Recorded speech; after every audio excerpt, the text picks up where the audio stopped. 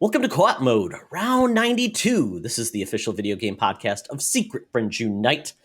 I am one of your hosts, Todd Oxtra, joined by the Canardian, Mark Carabin, returning champion of food reviews. Yes. My recent appearance on the Snack Network. I'm going to be doing more too. Exclusive. You heard it here first. There's 3 exclusive Hershey bars released in Canada.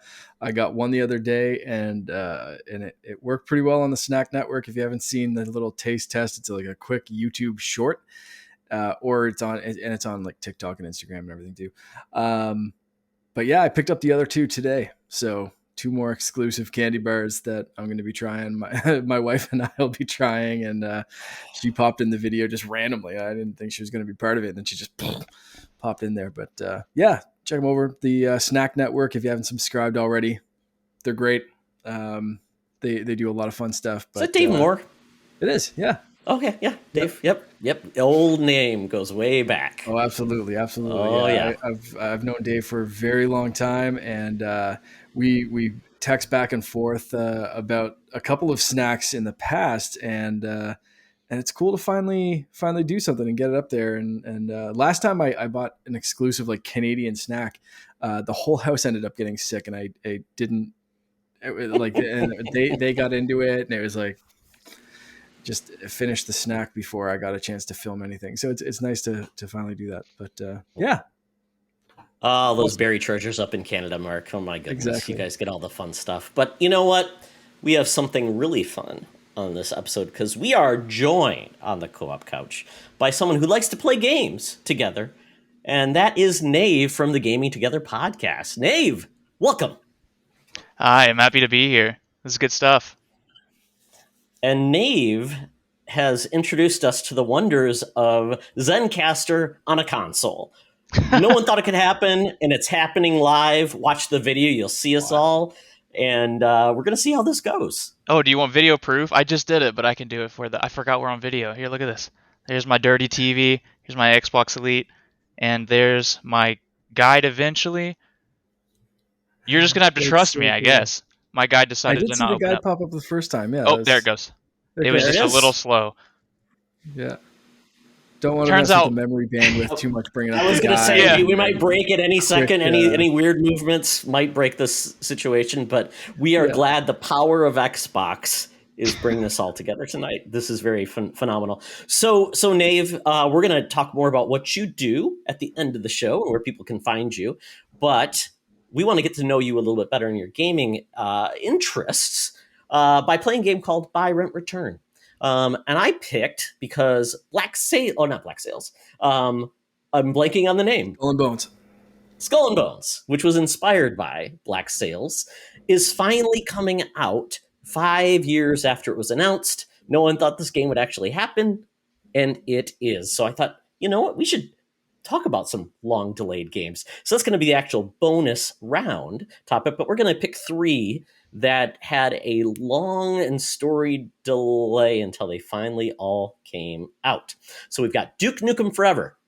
15 years after Duke Nukem 3D, it finally emerged. And I actually played that game recently on PlayStation Plus because they have it streaming. And boy, oh boy, is this game bad. I don't even know. I don't even want to tell you what happened in the bathroom in that game. Don't look it up. Breath of the Wild, 6 years after Skyward Sword, and I believed delayed multiple times. Didn't even come out. Well, it came out on the Wii U, but just barely. Then we have Kingdom Hearts 3, 14 years after Kingdom Hearts 2, and about 85 GBA games that were prequels, side stories, and everything like that. I think they covered every genre of game, but the sequel finally came out. And so very easy to follow naming conventions for every single one of them. Naming conventions almost as easy to follow as the narrative of the story itself. Yes. And you know, Haley Joel Osment started that game as a young child, and now he's on, what was he on, The Boys? I think he was on The Boys as a character in that. So all grown up. Really? Wow. Yeah, he played a character with mental powers. So there you go. So with these games and the delay, Nave, what would you buy, rent, and return of these games? Now, I definitely might get kicked off immediately for this, but I have a real soft spot for horrible games, and I don't know why that is. And so, with that being said, I think you know where I'm going. I think I'm going to buy Duke Nukem Forever. This game, I Wow. actually have a soft spot for it because me and one of my good friends who hadn't talked in many years got back together randomly over Duke Nukem of all games. And he was like, "Hey, I saw you were playing this. Let's just talk and party and like play this game together." We get about halfway through the game and we decide to restart from the beginning on the hardest difficulty and race to the end. And he ends up That's I get to the amazing. last boss fight first, but he beats me because I start getting I go on straight tilt whenever I start getting mad. Like I just start performing at suboptimal levels. And so I could not beat this last boss and he just lapped me. And I'll never forget it. It's such a painful loss on my street cred for video games. I've lost a Duke Nukem Forever race. But because of that, I'm going to go ahead and buy Duke Nukem Forever just so I can look at it and know what That's an bad awesome games look story. like. It's That's a great. memory you'll live with forever. Speaking of memories I'll live with forever, you mentioned that Breath of the Wild was on the Wii U. Well, what if I told you that I played Breath of the Wild on the Wii U? That was how I experienced the entirety of that You're game. one of those 6 Not all people. heroes wear capes, folks. Well, this is this is a memory I'm always going to remember as well because I'm in the postal service, and whenever I was going through training, they made me go to a larger city to do my training, so I got a hotel and everything. I didn't want to take my Xbox because my Xbox is my baby, and I get scared moving expensive things around. So I don't really care so much about the Wii U. I had a few games that I needed to play, so I brought Monster Hunter and uh, something else that I didn't even touch because I had Zelda Breath of the Wild, and that was the game I just ended up beating while I was there, essentially. And so I'm going to go ahead and rent that game, especially because of the replayability. That game is the sensible pick. So Sure, absolutely. I'm not completely dumb, but I'm going to go ahead and rent Breath of the Wild, and that just leaves Kingdom Hearts 3 to be returned, and that is because I get a migraine every time I try to comprehend what's going on in that story. That is the crime and punishment of our time. That is our generation's The odyssey. I Russian don't know what's going on. novel of video games. There you go. Yeah, Yes.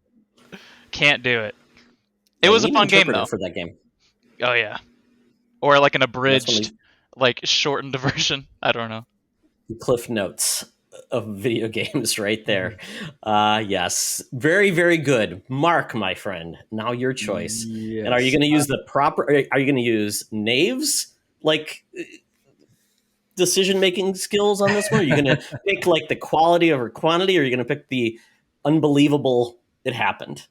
I'm yeah, so long delayed game. So I guess yeah, I get there are a couple of ways you could look at this. Is like I can't believe this finally came out. I'm impressed by it, therefore that's what I'm buying, kind of thing.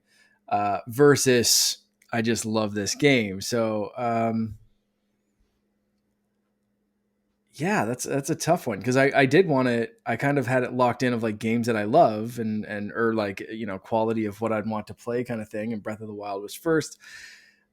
Duke Nukem would be the rental, and then Kingdom Hearts would be the return. But yeah, as far as like can't believe it took this long, kind of thing, I think Breath of the Wild would come in last. I'd return like the impressed factor because like every Zelda game gets delayed since I want to say Wind Waker, Twilight Princess. The games just keep getting have gotten delayed. So anything past Nintendo 64, and I think even Majora's Mask ended up I think getting. Ocarina got delayed.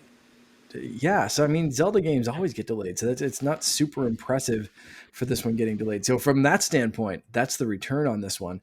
Duke Nukem Forever was such like the ongoing joke of like like it's just shovelware, it's vaporware, it's nothing, it doesn't exist.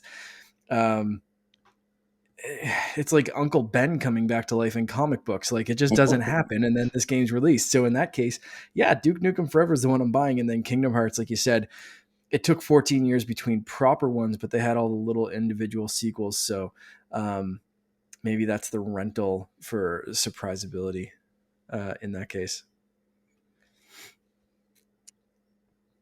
What's Well, folks, how are you going to organize this? Now I'm curious, so and I you blew think my I'm going to mind go there. down your path, Mark, because I think it has to go down the I can't believe it actually happened with Duke Nukem. I played Duke Nukem 3D in college, and I would go to the library, or not the library, the bookstore every week to get my comics first, and then I'd go to the bookstore and look at video game magazines because there was no internet for like anything back then, folks. It was the 90s. So I got all my news from like Edge magazine, Game Pro, all those magazines, and they would always have like, oh, Duke Nukem 3D, and they'd show a screenshot, and then they'd say, oh, they've decided to change engines, and it was so funny because that was the story of that game. They could not settle on like the technology they wanted to use because they're always thinking, oh, something's better is going to push this along.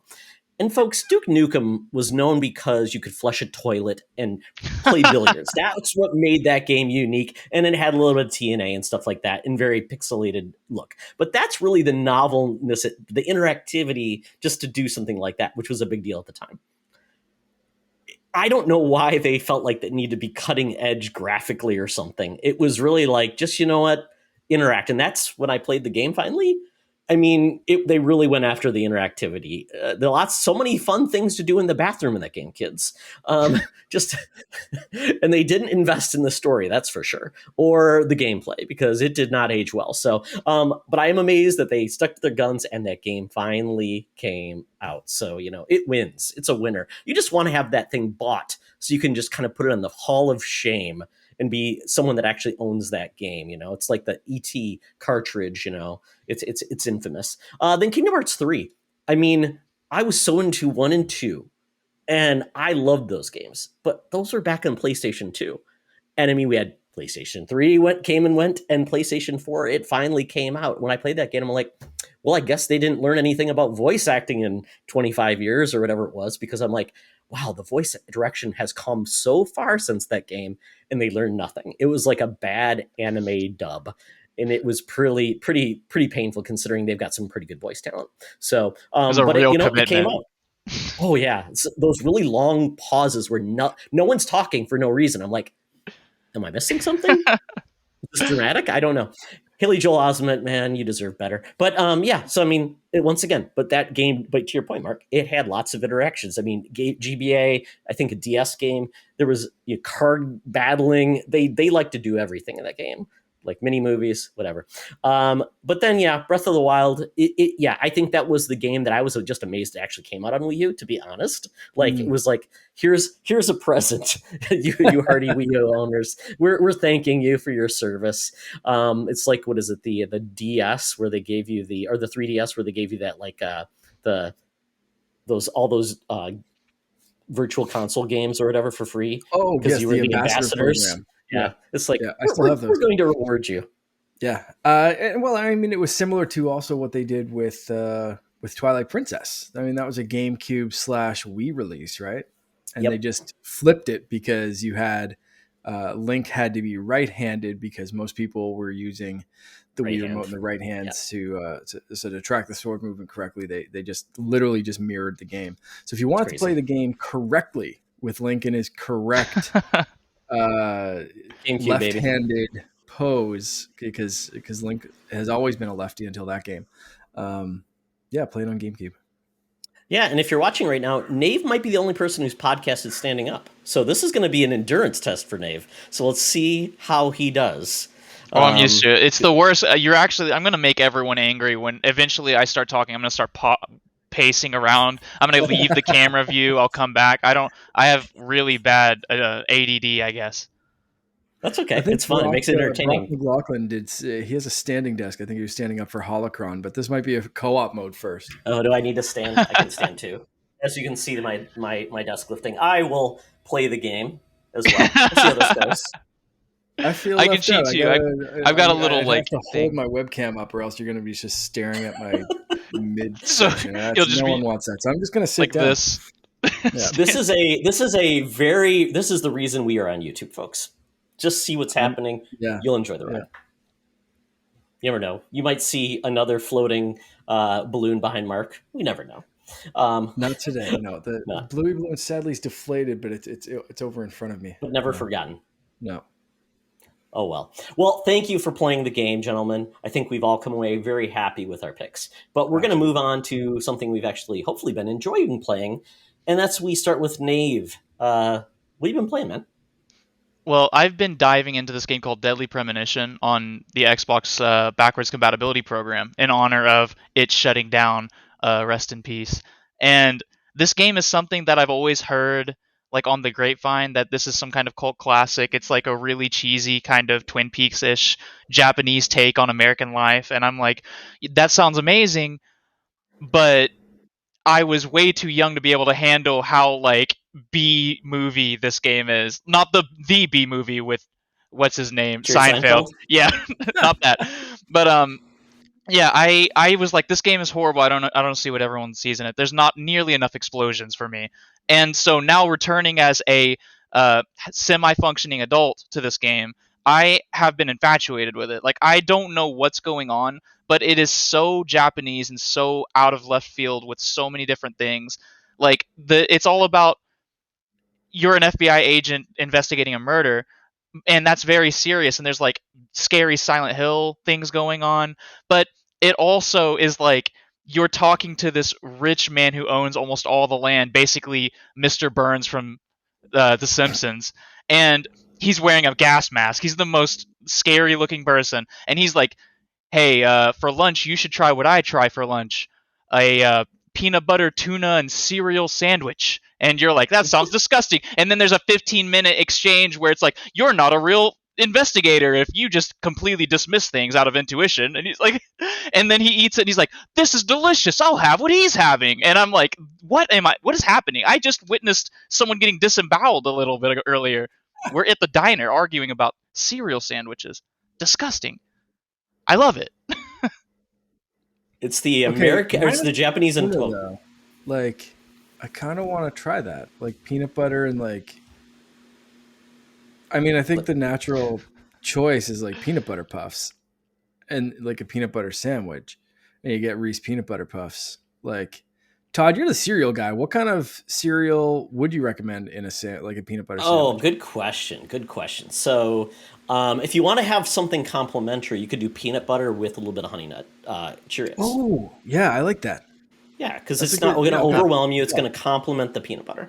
Right. Yeah, I was definitely my pick was way too much peanut butter. I was definitely leaning to something like as unintrusive as possible. I was thinking of Kix. I was like, those things don't taste like anything. Oh, yeah. See what you're going for. They're for your kid who you don't want to have any sugar and to be not entertained or energized by the experience. It's like when the colors zapped out of yourself, like in a video game or something. It's like the colors. It's like what is it? Reverse Twix or Trix? I don't. The one with the rabbit. Exactly. Yeah, the opposite. Yeah. Exactly. Yeah, they just drain. It's Trix before they had the colors with all those artificial flavors. Funny story. My company, we tried to become healthier. We used all natural colors. They looked horrible because natural colors are typically not that bright, and the kids hated it. So we put it back and made it the old junk food that they loved. And Trix is back. I love that. Man, this is a weird tangent, but like, do you ever see that clip of like Jamie Oliver showing kids how chicken nuggets are made? And it's like just chicken goop, and it's just all like just disgusting pink goo, and they like form it into chicken nuggets. And at the end, he's like, "So would you kids rather real chicken breasts of like white meat, or do you still want chicken nuggets?" And every single kid is like, "No, still chicken nuggets, 100%. Yeah, let's like get some nuggies right now." And he's just like, "But why? They're disgusting. They're pink goop. It looks like toothpaste." And they taste good. Screw off, Jamie Oliver. Like, we don't know who you are, and we don't care. Give us chicken nuggets. I absolutely relate. So defeated. It's amazing. I would, if I was a kid, I would swan dive into that chicken paste. Like, it's like pate, right? That's my answer. If I was a kid. That's exactly, yes, of course. There's always a caveat. Mark, you have a kid, so you can say, "Oh, because of my child." Right. Yes, safe.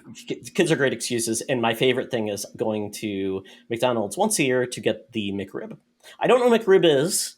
There's probably McRib little organisms that they harvest from a lab, but McRib, I accept it's McRib. Straight off the McRib tree. Delicious. It's got We're having a rib drill fest here. marks, like drill marks are like spray painted on it or something. Yeah. Yeah. I want there that we guy's go. job. Well, Mark, I think you missed the part where he said he put tuna fish though in the cereal sandwich. I said I said like get rid of the tuna fish. What kind would you? Just peanut butter, no tuna fish. Forget it. Yeah. Okay. Anyway, let's circle back to Deadly Premonition. Exactly. Cereal talk, but it's like the Japanese interpretation of like America with Twin Peaks, which is so amazing. Bizarre. Yeah, the game is so interesting because it makes me very nostalgic for so many different games for no reason whatsoever. Like for some reason when I'm talking to people and like it does the Yakuza thing where there's sometimes voice acting, sometimes there's just text boop, boop, boop, boop, boop, boop, and sometimes there's like a oh yeah, like there's a small voice line for a lot of dialogue. And for some reason when the game is going through text without any voice acting at all, I'm thinking of Mega Man Legends. And I don't know what it is about it, but my brain goes straight. I can close my eyes and I can see myself sitting in front of the CRT playing that game. And I'm like, what is about this game? The voice acting's making me think of Metal Wolf Chaos from Software. I don't know if you guys have played that. That's where the president uses a mech, right? And defends the planet. Yeah. Richard! Like it's so great. I love it so much. Anyway, the game is very interesting. I would watch a YouTube video before you start playing it because it's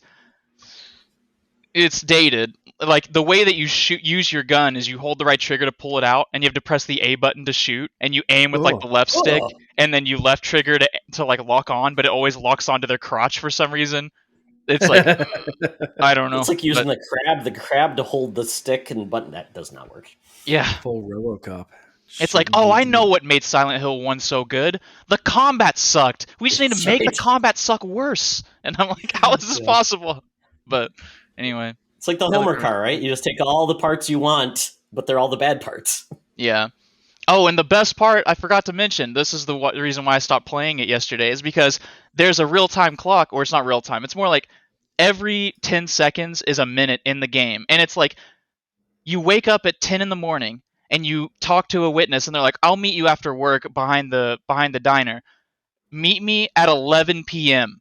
And you're just like, okie dokie, and then that's it. Then you're just supposed to do stuff until 11 p.m. And it's not like, I was gonna say Tony Hawk, but what am I thinking of? Grand Theft. It's not like Grand Theft Auto where you go to the Laugh Shack and you can burn some time looking at Cat Williams, or I think that was Grand Theft Auto 4. But it's like, you just sit there, you just go to the park bench and sleep like a homeless person. I don't know what you're supposed to do. Like, surely there are activities. I just have no idea where they're at.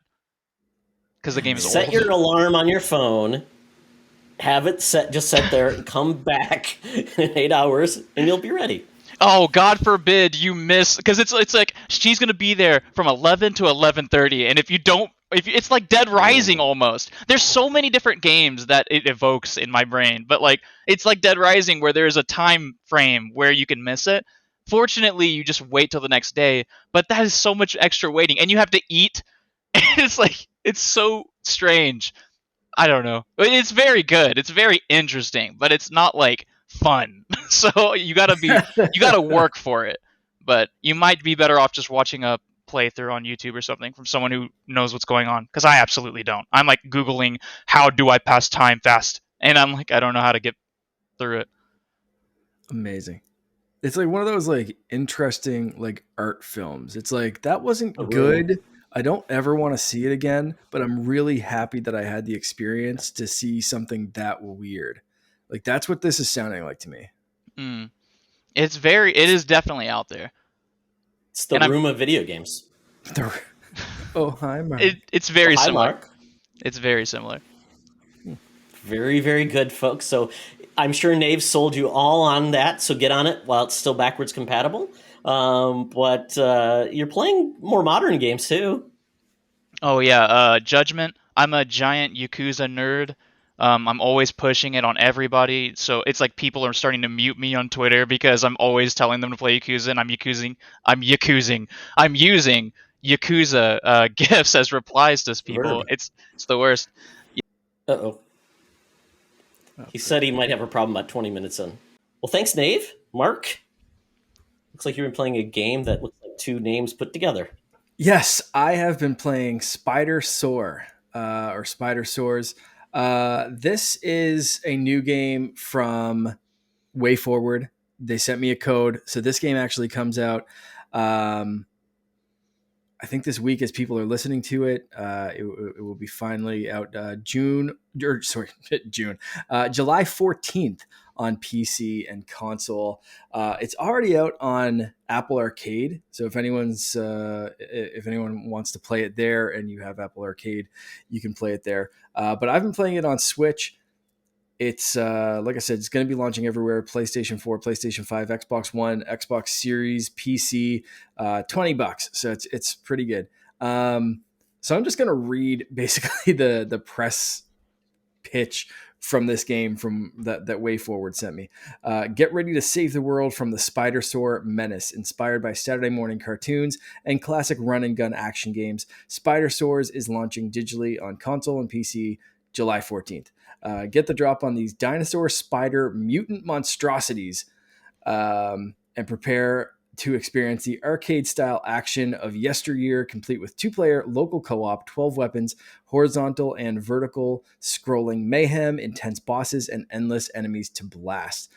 Plus, there's that jammin' theme song and animated intro by Powerhouse Animation.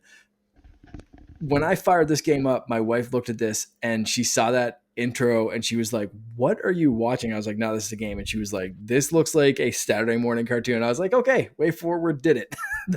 Nailed it. It is voice acted. It is really well animated. Like if you've seen any of the modern Shantae games or anything, like you kind of know what to expect from the Way Forward animation style. There are 2 players, 2 characters. One is in police training and uses a potato gun. The other is a punk rocker named Victoria that uses a guitar to shoot things. As she like shreds on the guitar, it shoots out different projectiles. This game's just wacky. It's called Ingest, which is a spin on like InGen, making dinosaurs for Jurassic Park. These guys are making Spidersaurs to solve the food crisis of the world. So they're combining dinosaurs and insects and want people to eat them. Yummy. But the first few things that they released, the first few genetic monstrosities that they released, started altering people's DNA, and that's why you're called in to fight these Spidersaurs as they overtake the facility. And each boss you defeat, you get a different power up, so you can get things like double jump, wall crawling, spider web kind of shoots out from you. It's like really weird. So like it doesn't change your appearance. It just kind of alters your abilities. And I want like the end of this game, and I haven't beat it yet, but I want the end of this game to just be like you turn into a Spidersaur yourself, kind of like District 9 style. Nice. But it is really fun. It's tough. I'm playing it on the medium difficulty right now, and I had trouble getting through stage 2 already. Like that was my first like stage, the intro stage 1 you kind of blow past, and then stage 2 hits you and it's like, okay, well, this is very precise. There's like, it's in the description, like waves and waves of enemies and like a tough boss fight at the end. So it's very satisfying when you do beat it. And once you do beat it, there are unlockable like arcade mode, speedrun mode, all that kind of stuff. It's the same developers as Contra 4 and feels very much in the same vein of those kind of games. It's when I first saw the power-up abilities and stuff, I thought it was going to be more Metroidvania style, but no, it's just kind of like run, gun, shoot, go crazy. You shoot things out of the air, same thing as Contra style, and that upgrades your weapons. And if you get hit, it knocks them back. Like it's just straight up Contra style. Playing this after playing Ninja Turtles was a bit of a like I'm in a retro groove.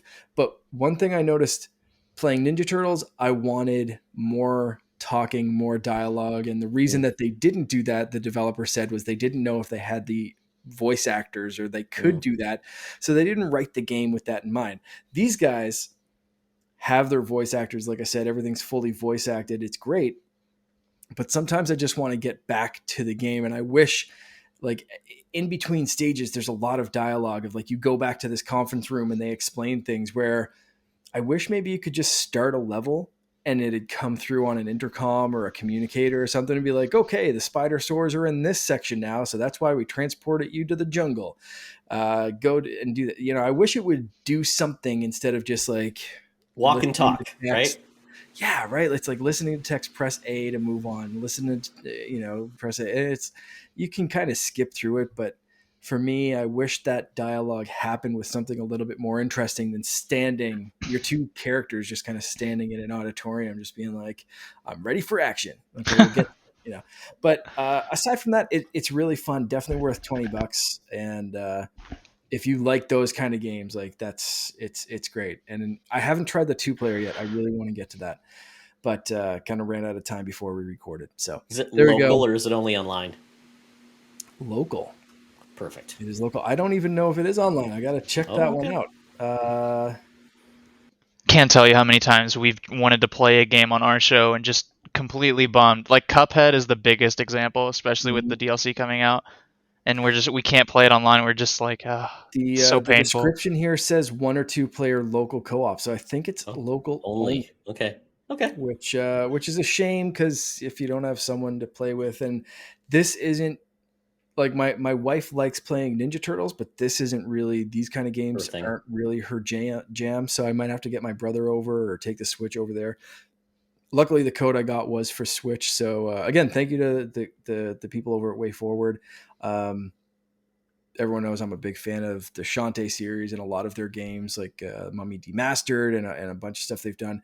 And this is definitely not my favorite Way Forward game, but that's also pretty big. I was going to say, we think we know which one it is, Mark. Yeah, little lady named Shantae. That would definitely a special place for those games in my heart. But these ones, this is good. I want to see Spidersaurs 2. Like, I want to see this grow and continue and kind of learn like the Shantae games have. Like, I hope this isn't just a one and done.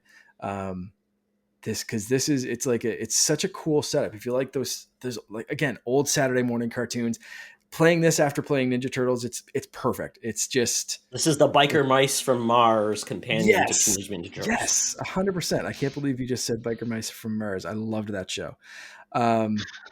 Pretty sure I still have those toys at my parents' place. I got to dig those out. But this one, like, I could see toys for this. I could see all that kind of stuff, like action figures, and just you get the 2 main characters and a bunch of Spidersaurs and just have a fun time. Like, it's instantly just like, I could just see the merchandising and the Saturday morning cartoonness, and it brings me right back to those kind of games, like the Contra and stuff that I loved. But balls hard, but worth it when you get through it and you finish that boss battle and you're like, yeah, okay, I did it. So it's fun, man. If you like those kind of games, definitely check this one out.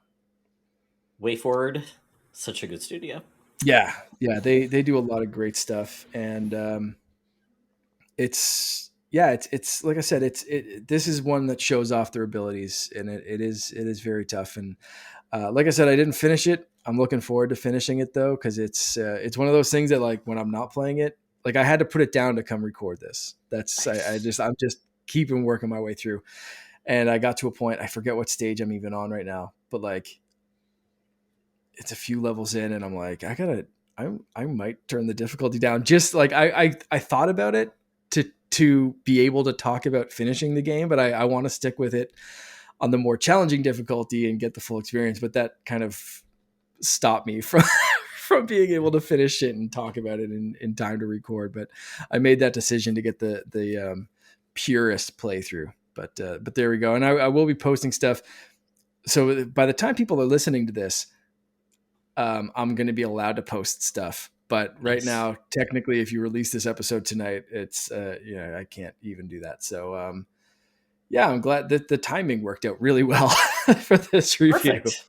Yeah. We'll be out Wednesday, folks. So it'll be live as you hear it. So the game will be out. The game will be out on the 14th.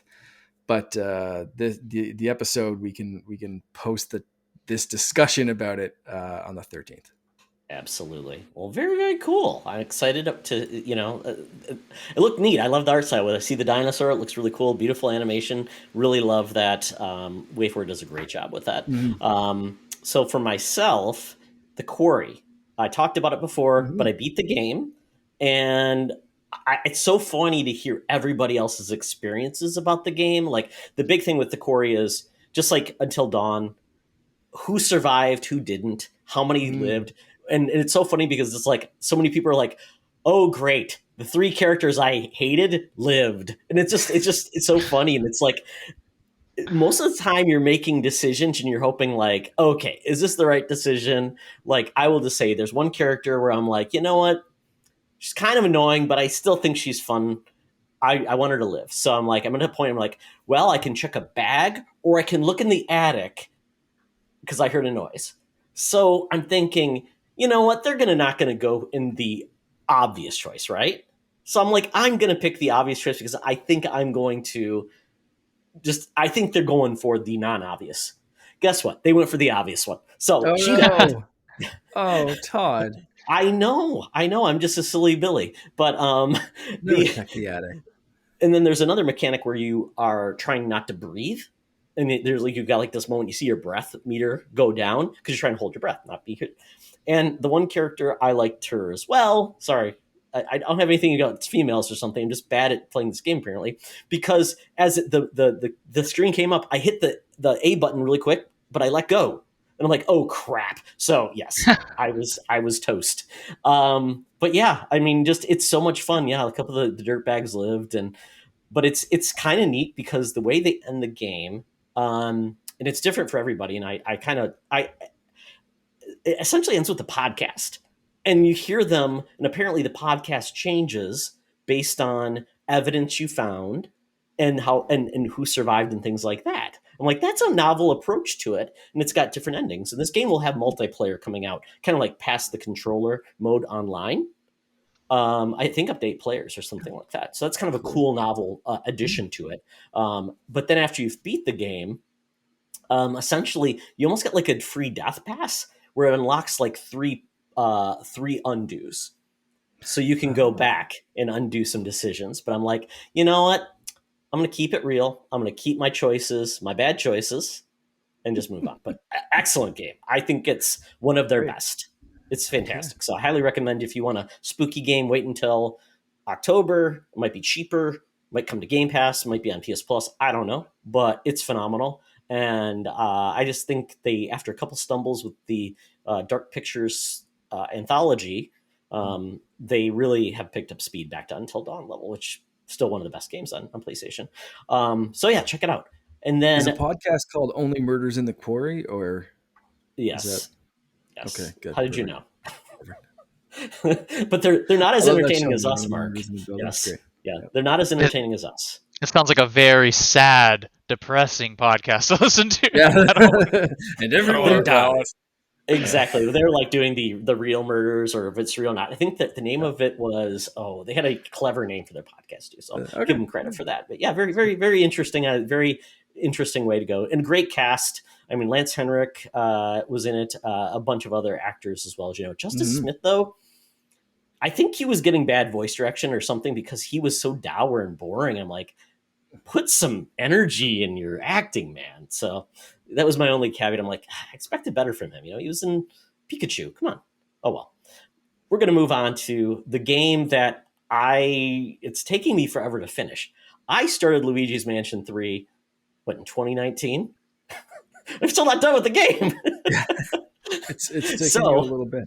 It does. But I'm committed because I've been playing it again, and I really want to finish because I love it. And I realize I will not have a Nintendo game to really play this fall because nothing is in my wheelhouse. Nothing is really interesting. I have Super Mario Strikers to play from GameFly, so I'm going to give that a try. I got Wii Switch Sports, which I haven't played yet, but I've got that now too. My move kind of messed up everything. So, but this is probably going to be my Nintendo game that I end the year with. So I will finish it though, hopefully in next week and finish it. But I realized something. This game, it's not great on portable because there's certain points of the game with Luigi where it pulls out so much and the characters are so damn tiny on a 7-inch screen. I'm like, it's not really that great. And the great thing about the game, it's so beautiful. You want those big images on your screen. So I was playing it off screen because Logan was playing a game, but still I prefer it docked because it's just such a beautiful game. I think you just need that. I have the OLED, but it's not going to make the image bigger. So that's where I feel like a game like that, where it pulls out a lot. I don't want a 2 centimeter Luigi. He's too cute. If anything, the OLED makes it worse because it's a 720 screen, just bigger. So it's like you want that shrunken down for more fidelity, right? Like you're just making the pixels bigger and making everything kind of it's more vibrant, but it's a little fuzzier, I suppose. Kind of like what you got from the 3DS XL when you went up to that. Yeah. It's like, oh, it's such a big screen. It's like, yeah, it's a lot fuzzier. Yeah. You look at something like the Game Boy Micro that had like the most beautiful screen of a handheld ever because it was like tiny little stamp. Yeah, it was great. It was a belt buckle. Anyway, it was great, except it gave tiny children arthritis at the age of 8. Screen wise, it was great. Function wise, it may have had. Well, screw those kid hands. Now those adults who are playing it, they're crippled for life. Exactly. Yeah. And I tell you, the Binbach Procons, as I call them, are a dream. They make playing the Switch portably so much better. It's like having a Pro controller on the sides. It's wonderful. I recommend it to anyone that doesn't love the Joy-Cons. It's a better way to play because, quite honestly, no, I'm not taking it anywhere except to sit on my couch. So I like a bigger controller. It's essentially the size of a Steam Deck when you do that, but I love it. So definitely recommend that. Complete tangent here, but since we're talking about Switch and we won't be back to that, what do you guys think about the Splatoon design Switch OLED and Pro controller? Doing anything for you, Todd? I know you're not like a huge Splatoon guy. I like the design, everything of the dock. I just hate the pea stain color they picked. It's so it's like, why didn't you go with purple or something like that? The neon yellow looks like a pea stain. Sorry, but I think the design, I like the elements they added to it. I like it. But I mean, the Pro controller, I still feel like they could take a note from PowerA with their controllers that look so cool because essentially you get a little bit of design on that Pro controller, but then it's just like a one color on each stick. And it's like, they need to up their game a little bit because they've only had like 4 custom Pro controllers in 5-6 years. Yeah. It's been pretty bad. So anyway, getting it? That was it. No, definitely not I might go with the Pro controller just because mine's from launch, the batteries seen better days. I might go for it, but otherwise, no, I'm definitely not getting the system. I have my OLED. I'm good to go. So that's where we'll leave that. All right. So we're done with playing games. So we're going to talk about how you're going to watch game news in 2023 because E3 is back, baby, and it's being run by Reed Pop, who does some of the biggest events in the world. They do Star Wars Celebrations. They do Emerald City Comic-Con, New York Comic-Con. I think they used to do C2E2, but they know how to put on a show and they know how to put on business shows because they do an actual business-related show, which is great because that is really what E3 was created for. But the other thing they do well is do events with lots of fans, which E3 has sorely missed. So this is coming back in 2023. It's going to have a digital presence plus also in person. And Jeff Keighley, once this was announced, came back and said, that's right, folks. Remember, Game Fest will be back in 2023 in digital and live as well. So with that, assuming June comes back, what do you gentlemen think of E3 coming back? I missed it so much. I'm gonna be honest. I'm somebody who just gets so excited so easily. I just love being happy about things. And so whenever the Xbox show was going on last month, I jumped on with Chris from 1 Hour and One Decision and Eric from Game Positive, and we kind of just reacted to the showing as it was going on, and I was just screaming the whole time. I love this kind of stuff.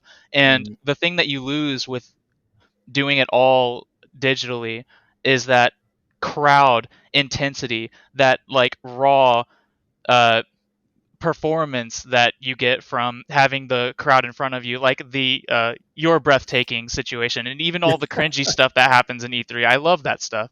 It's like part of my culture. I've grown up with it at this point. Like, I'm so excited. I hope it's successful, and I hope Jeff Keighley's thing is successful too, and I hope there's less ads in Jeff Keighley's thing. Fingers crossed. But yeah. You don't want The Rock showing up and tell us to enjoy our gaming with Zoa energy drink and watch the Shazam trailer? As soon as he appeared on my screen, I immediately started bench pressing 200 pounds. I was like, I was so pumped. Very motivational. Yeah. Enjoy your gaming. I have to agree, man. I am very pumped for it to come back. It's if you've been watching and following games as long as I have, like E3 is just part of the experience. That's such a big hype train. The in-person event is always awesome, and you're right. Even if you're watching the digital like conference or replay or whatever, like you can still feel that energy in a room as someone's up on a stage and presenting something. And it has been missing the last few years from everything, right? And it was fun watching and hearing stories from Star Wars Celebration. I had so many friends at Celebration and like reporting back stories and tweeting things and sending messages and whatever. And then on Holocron Chronicles, you know, we just had a guest that was there and was like on the podcasting stage and had this amazing experience. And it's something about those kind of things that there's this like tangible factor to it that even if you're not in the room, you can still get hyped and get excited. But I also love E3 in the past as just it's such a condensed thing. You knew everything was happening for these couple of days where Summer of Gaming, Jeff Keighley, there's been some cool stuff going on and but he hasn't been able to bring everything together as E3 has in the past and put deadlines on things. And I don't know if maybe that's going to continue. Can E3 wrangle the big companies again and get things back to how they were? Or is that kind of a thing of the past altogether? And we're going to see it next year. But I hope it is. I hope it's this few days of a celebration of gaming that because it's in person, maybe the companies will show up. Maybe there'll be a presence. And we still haven't had a proper Nintendo Direct. We had like a mini and a, couple of game showcases and stuff like that. Sony's been really weird and doing their own little weird thing. Xbox kind of showed up and showed off, but that was about it. So next year, all these companies, I think, after all these game delays, are going to have a big lineup and hopefully have their ducks in a row to all be like, here's 3 days of goodness. Let's go. And I miss that. And I miss the cohesion of E3 as much as, Keighley tries to do some great stuff and the, ads or this or that or whatever. And I mean, I watched it all replay. We talked about that on the show and I skipped through a lot of the stuff that Keighley did. So to me, it was a great show, but like from Todd, you watching it live, you had a very different experience than me who could hit the fast forward button and skip through chunks at a time. So, we're gonna see. I'm excited right now that it's coming back though. E3, even just the name, it's just like, yeah, celebration. You're like, it's gamer Christmas, right? Like it's that anticipation and excitement. So, Todd, how are you feeling about it? Yeah, I'm of two minds. I hope this is a new improved E3 because the ESA, which previously ran E3, was a hot trash mess. They didn't really have any experience doing this stuff, and they just kind of hoped that other people came and made it good. But then when you had things change, where Nintendo did digital events, and then Sony said, I'm not showing up anymore. And then Xbox didn't even have their presence at the show. They had their own theater, I think, at the Microsoft Theater, where they had a lot of their own stuff. So, and then Activision wasn't showing up. And it seems like it was like everybody was doing their own thing. It devolved over time, and it became, the halls apparently became like a ghost town to a large extent. So what I'm hoping is, and I hope it's not, divide and conquer between Keighley and E3, because that means you're getting like half of the good announcements in two places, so it dilutes it. Who shows up where?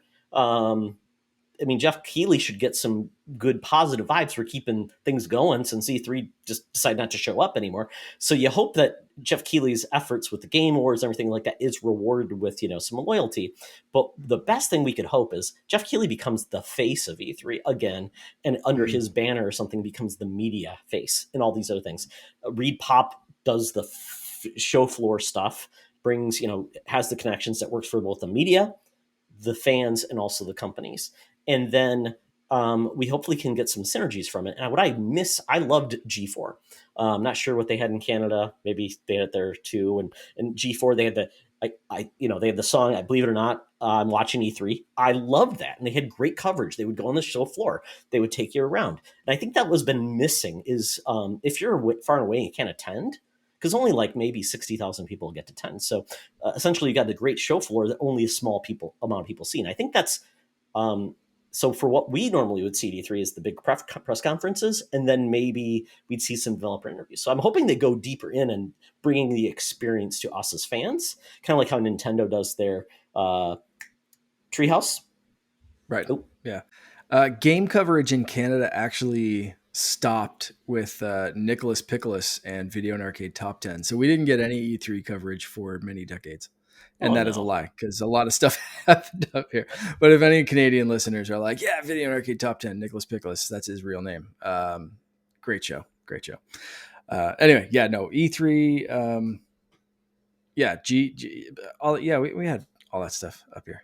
So yeah, I mean, so I'm hoping whoever owns the digital piece does have some ability to bring the floor to us, because I think that's what everyone wants to see. They want to see Nintendo's booth. They want to see the games being played. They want to talk to the devs. They want to see all the cool stuff and not have to go to a million websites to see that stuff. I think it's having a home makes it really, really cool. And as good as G4 was back in the day, I mean, video capabilities, all the stuff, and all the people they can bring in. And, the cool part, bring in personalities from the different gaming media, rising people that are doing great media and podcasting and stuff like that, Twitch, and that can entertain.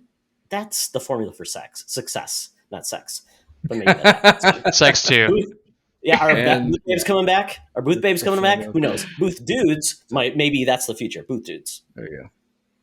All right. Well, folks, promoting the new Duke Nukem. Exactly. It's Duke Nukem actually shows up because he's unemployed, essentially. He's got the beer gut hanging out. Poor guy. Got a Nintendo Switch strapped to him. Like you have to, because they don't want you stealing them. Yeah. That's the future. Oh, Great. Well, let us know what you want from E3. And are you happy about this? Are you sad? Do you want Nicholas Pickles to come back? Tell Mark. Yes. The answer is always yes for that one. Okay. Well, Nave, very did good. you watch Video and Arcade Top 10? That one go way over your head. I did. I don't know who Nicholas Pickles is, but that's an excellent name. For real? Oh, yeah. Man. Oh, that was such a great show. They just played like NES and Super Nintendo games, I think was the era that show was on. And they literally just like played games and whoever got like further in the game, they'd have some like arbitrary thing of like who won, but it was like just all kids competing against each other playing like random NES games. It'd be like, yeah, this person got like 6 coins, so they win, or this person didn't die, so you win the prize. And they basically just got to bring the game home, and like everyone else won a pack of gum. It was like the most Canadian video game TV show ever. And I'm sure like Sean Capri and maybe one other person will know what I'm talking about. So you definitely just unlocked a memory that I haven't thought of in like a decade, but for some reason I'm thinking of Nickelodeon's Legends of the Hidden Temple now. Oh yeah, or Nickelodeon Arcade, right? That was another one. Yeah. I remember that stuff, and I was into it. I thought that rock was real. Absolutely. Yeah. They brought that show back. It's on the CW now. They have Legend of the Hidden Temple, like the reboot. So check it out there, folks. I had Starcade growing up in the 80s. With the kids would come in to play arcade games. And it was funny because the host was like the stodgy old dude who was like, what? You want me to talk about video games? Oh, crap. Puts out a cigarette. He might have even smoked on the screen. Who knows? But yeah, he got kind of talked into it. Yeah, there we go. Yeah, amazing. So we'll go from there, and we'll talk about the bonus round, kind of where we started. We're bringing it back at the end. And we're talking about games that were delayed. And, we talked about some that have come out, but there's still some that we don't know if they're ever coming out. Canceled are they in some type of weird paradox where we'll never know if they come back? So, games that have been announced, but we have no clue if they're coming, no screenshots, no videos, no nothing. Are you still hopeful, or should you abandon hope? So are there any games, gentlemen, that you're like, this game was announced and it's the game I've always wanted, but I don't know if I can still hold out hope? Is there any that you hold in your heart? I'm definitely. I don't think this game was ever announced, but it was mentioned that it was in the works, and it was Tony Hawk remake for 3 and 4. Oh, dude. And Yep. I'm very disappointed that it was from the Hawkman himself talking about Yep. how it's not happening anymore. And I don't know. Whenever the acquisition first started being talked about, the Activision acquisition, say that 10 times fast, from Xbox, they verbatim were like, Guitar Hero, Tony Hawk. They started naming off different Yeah. franchises, and I was like, yay! Of course, I don't know if anything's actually going to happen, because why would something good happen to me? But the um, the Tony Hawk game I would really have loved to have, or Spyro coming back. I mean, Crash Bandicoot got his own game. Like, bring some of these nostalgic things. Put like a smaller team on something nostalgic. Pull in Obsidian. Obsidian's doing great with all of these little small projects that they're going out on.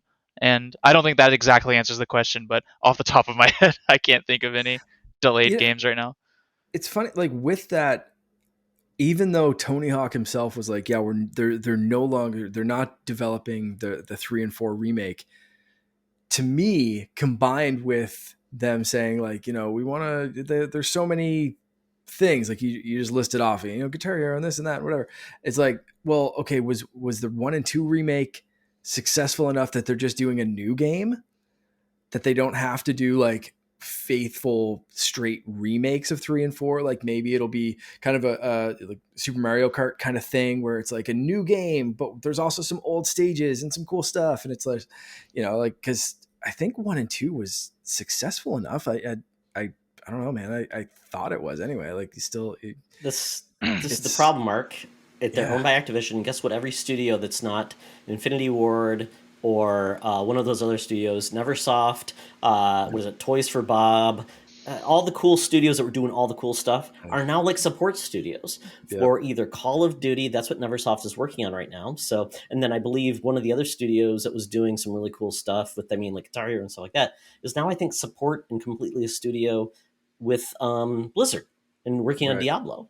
Yeah. So it's like, I just feel Activision has so many cool IP that just got basically sacrificed for Call of Duty. Oh yeah, brings a tear to my eye.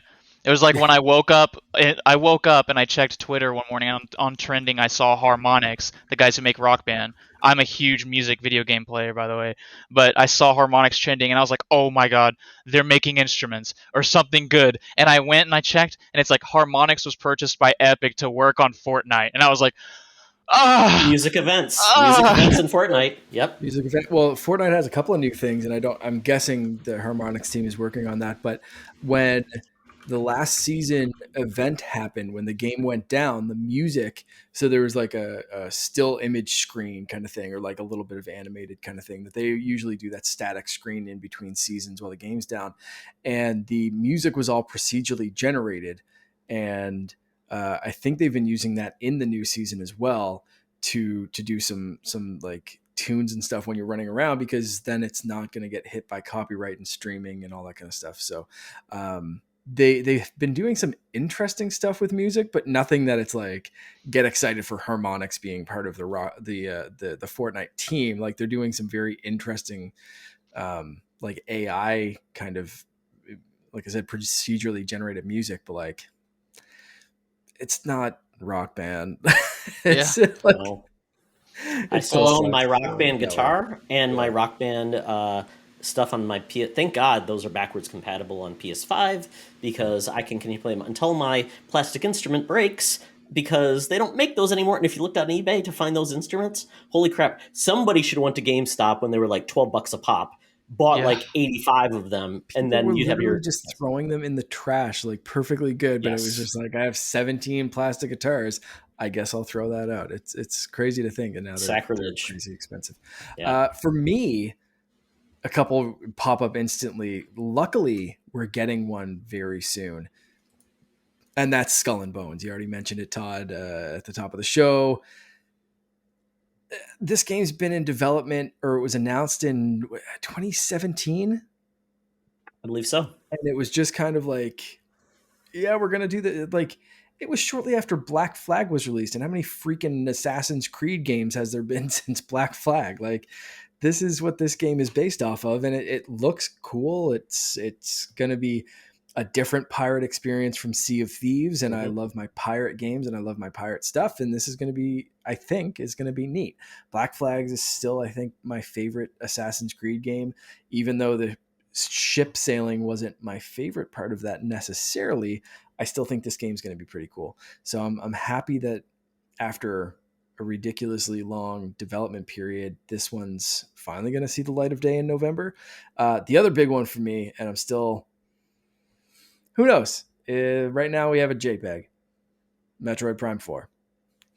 You know, they didn't up their graphics budget.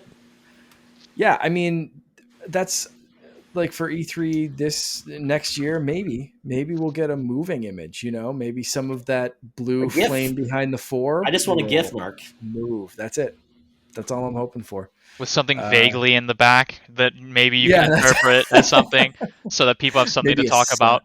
A sound effect of like, a blaster charging up or something. Just Joey Ferris and I just holding hands like, it's happening. If you speed it up ×2 and then you play it in reverse, it's like Led Zeppelin's Stairway to Heaven. It's telling us something.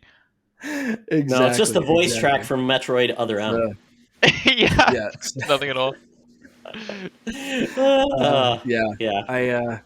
I hope we see something eventually for that game, but until right now, it's just in the ether. Who knows?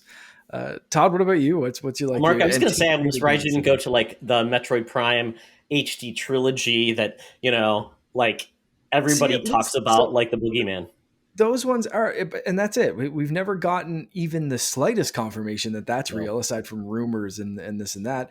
Metroid Prime 4, they showed that off, or they showed off that logo again back in 2017, I think, oddly enough, and with Skull and Bones. But like, where is it? Like that's all we've heard, and we've heard that they're still working on it. They've restarted development. They brought Retro back. They whatever. Like it's been going through hell basically. So at this point, it's no wonder we haven't seen anything, because I think they've basically threw out 2 or 3 years worth of development and started from scratch, is what it sounded like. But I hope we get something, just an update or anything really at this point. Well, Mark, it's taking a lot of energy to put Funky Kong into Metroid Prime 4. I'll accept that at this point. It's like the Planet of the Apes, where Metroid goes to the Planet of the Apes, basically the Planet of the Kongs. So that's what we're getting. They've been fighting litigiously with Rare to get Banjo and Donkey Kong all together once again. It's all in Metroid. I do that. You know, that if that's the first game we get in the Smash Brothers universe, the SCU or Smash, that's the connective tissue of Funky Kong breaking through the. Samus, you have to help us, man. Yeah, I'm in. Let's go. Samus on a surfboard. That's all we've been waiting for. Yeah, I get it. That's why the tech surfing technology. It's not hard. It's not very easy in video games. So exactly. That's why I haven't got a new wave race. The wave physics has just gotten harder. Exactly. Too much. Right. Mark, I was going to say, and I thought about this when I thought about pirates and everything with you. You remind me of Steve the pirate from Dodgeball. That's all I'll say. Oh, thanks. Alan Tudyk. Yeah. Exactly. I love Alan Tudyk. Dodge a wrench. He's like a good bird. Yeah. You can dodge a wrench. You can dodge a ball. I've got 2 off the top of my head. One's an oldie but a goodie, and one's a more recent game that don't know. And that would be Beyond Good and Evil 2. First, that's an oldie but a goodie. Beyond Good and Evil was a niche cult classic, and then I think it was first announced that it was coming back. Like we saw like this weird like teaser video back in 2008. You're like, oh, it's happening. Oh my God, there's a pig. Yeah. And then it's like nothing. And then they officially reintroduced it, I think in 2017. Okay, there you go. Well, that's the last it was seen, wasn't it? Okay. Well, I think the initial announcement, I have to look and see what the initial announcement was. But I mean, we're talking about, a game. It's been 20, God, we're almost at 20 years since Beyond Good and Evil. and talk about that. And then when they reintroduced Beyond Good and Evil 2, it was like this weird like dystopian world where they wanted people to create the assets and not get paid for it, and it was weird and huge. And I'm like, that's not what we wanted. Why are we getting this game? It's so insane. The creator left. Michael Ansel is gone. He's gone from Ubisoft. He was a weirdo, apparently. And it's been dead silent since. But apparently this game, and maybe because, Skull and Bones exists, maybe there's a sign of life. But I don't know. I just don't have any faith. But I love the first Beyond Good and Evil. Play it if you can. It's backwards compatible. It's HDified. I don't know if it's really aged well, but still, it's such a fun, engaging game. And I just wish they would have just made a proper sequel like 2 years after and had fun with it. But you know what? A girl photographer with an Uncle Pig. I mean, that's a story that, just makes millions. Yeah. The more recent game is a game called Last Night. That was announced at the Xbox showcase in 2020. And it was a game similar to, it seems like every Xbox game, they have one game that stands out, like Cuphead. Like Cuphead just stood out. It's an indie. People loved it by the art style. It stood out. Last Night is another game similar to it, where it has this really cool, it looks like Blade Runner with pixel art, but in that really cool, detailed way, with almost like rotoscoped natural movement.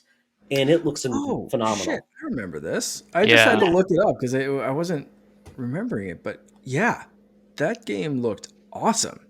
It was like, it kind of gave me, it's like a 2D Octopath Traveler, like action platformer kind of looking thing.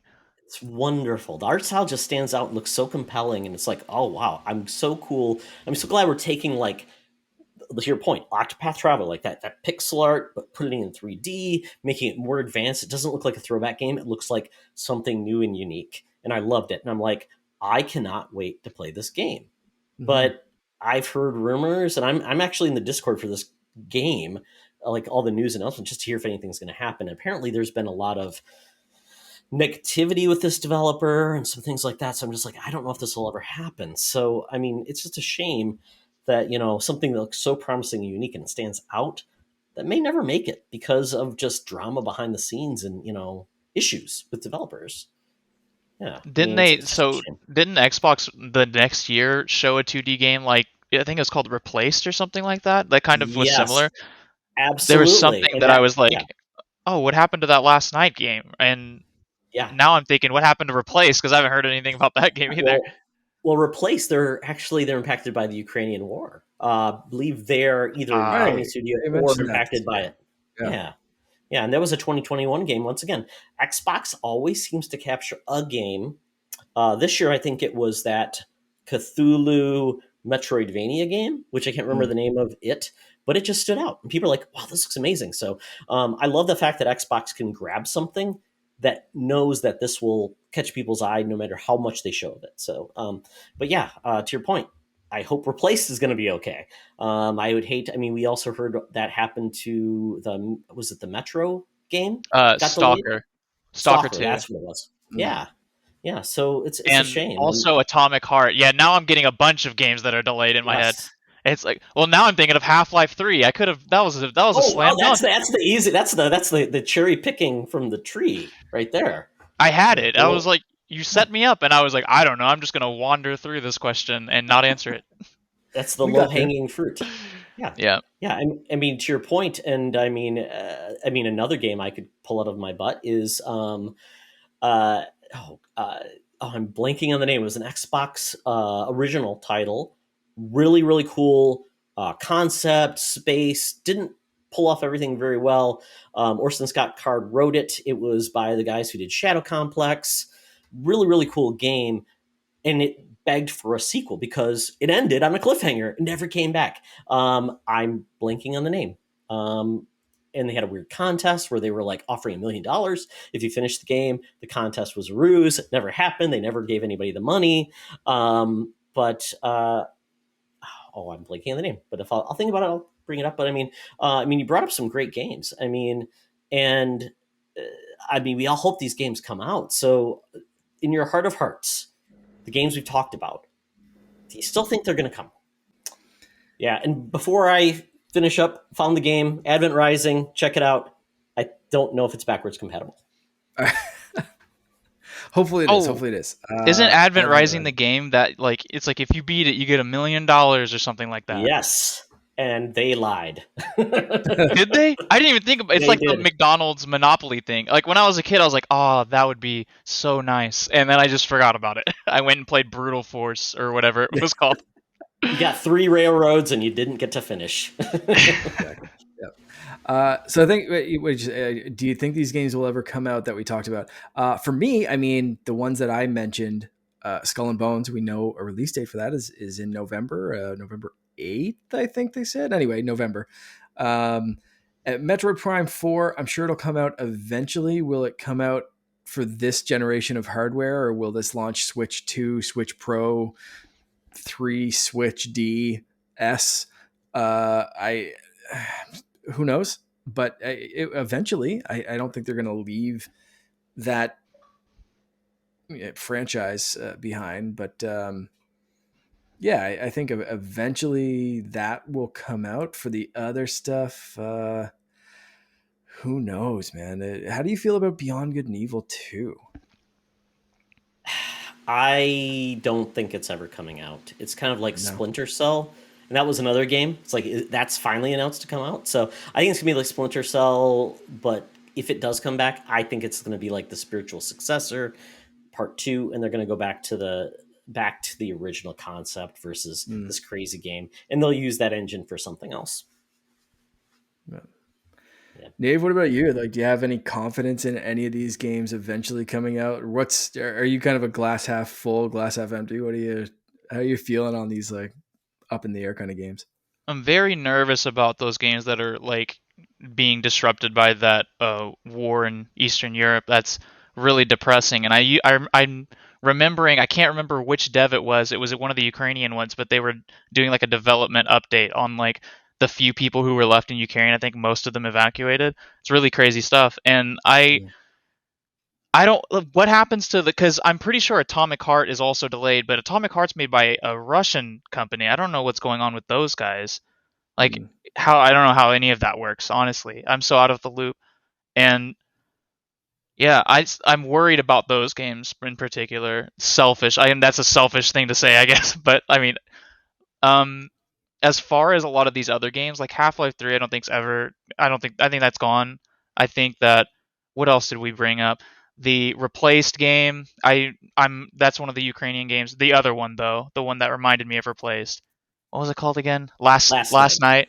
Yeah, I'm afraid for that game as well because when you started bringing up the negativity in the development studio, I vaguely remember things being talked about as well on Twitter. I just don't remember exactly what was going on. I think it was like one of the lead devs, something about YouTube. I can't remember. It's just as soon as I see if I see a black hole forming, I go, oh no, and I back away very quickly, and so I have to get out of there. But what do you think the chances are we'd see another Tony Hawk? Not a remake. Do you think Activision? Do you think Microsoft's going to make good on the name and do something new, or do you think that one's dead too? I'm so surprised at how the game is not in development because the remake of 1 and 2 was very successful as far as I remember.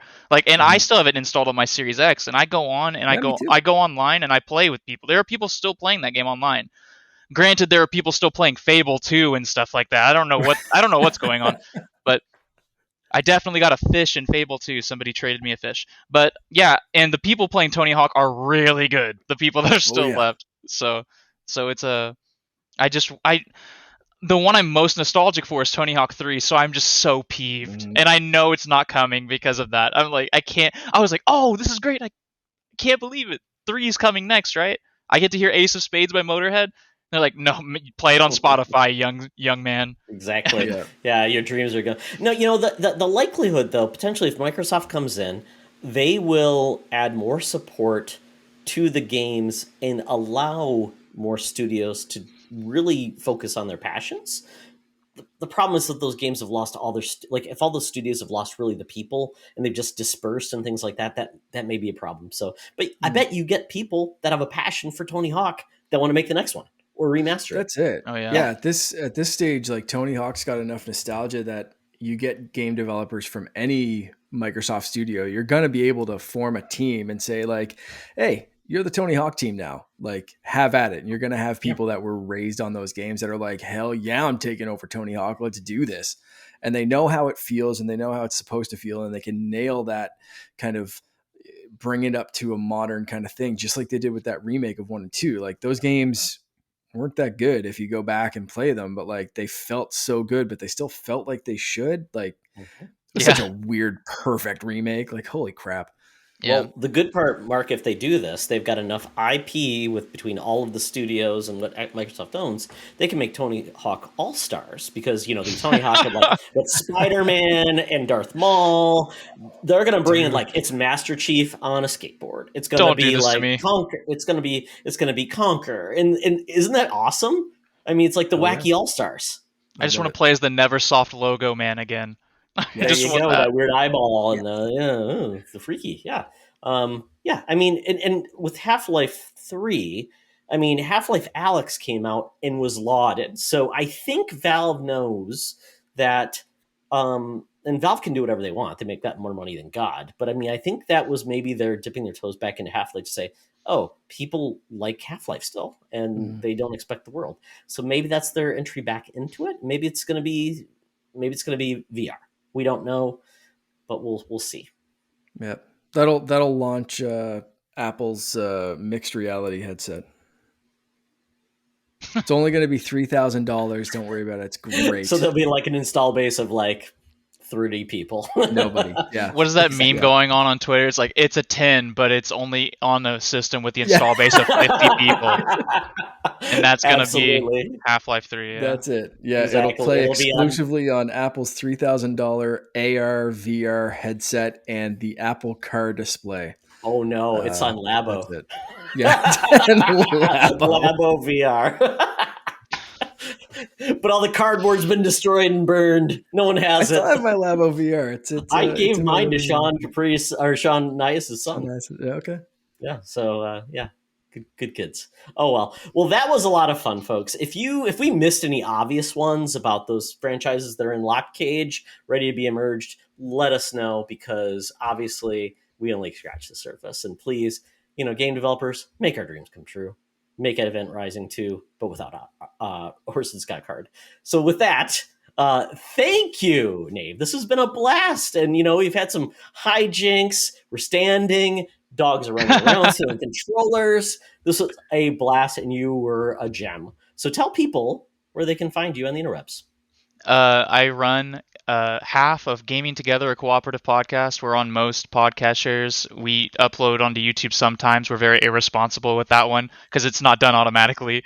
And so I run the Twitter account, which is at Game Together Pod. And on Xbox, you can find me as Guns versus Kittens. Spaces in between those three words. That got approved?